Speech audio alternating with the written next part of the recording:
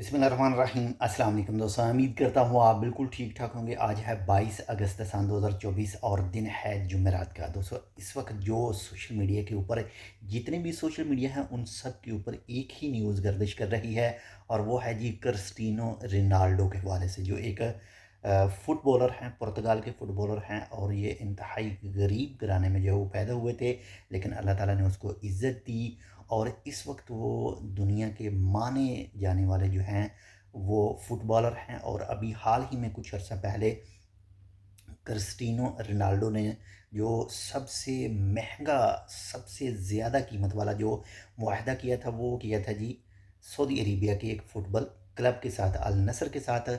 और अभी जो सोशल मीडिया के ऊपर क्रिस्टियानो रोनाल्डो का चर्चा हो रहा है वो हो रहा है जी यूट्यूब के ऊपर चैनल ओपन करने के हवाले से।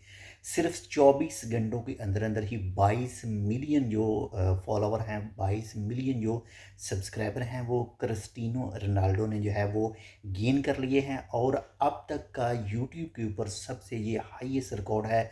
इससे पहले जो था वो किसके पास था, ये मिस्टर बीन के पास, मिस्टर बेस्ट के पास था और इसके अलावा कुछ जो यूट्यूब के एम्प्लॉय हैं उनके पास होगा। लेकिन इस वक्त जो सबसे ज़्यादा सब्सक्राइबर गेन करने वाला चैनल है, जल्द से जल्द जो ग्रो करने वाला है, वो क्रिस्टियानो रोनाल्डो का ही चैनल है।